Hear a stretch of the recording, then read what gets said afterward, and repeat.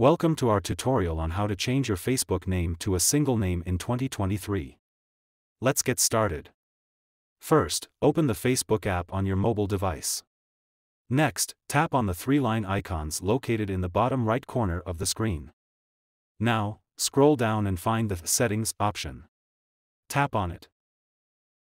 Within the Settings menu, look for Personal and Account Information and tap on it.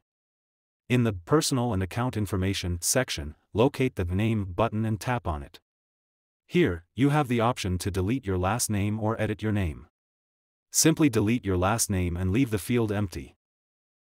After making the necessary changes, review your new name to ensure it appears as you desire. Then, enter your Facebook password to confirm the name change. That's it. You've successfully changed your Facebook name to a single name. Remember, this tutorial was for instructional purposes only.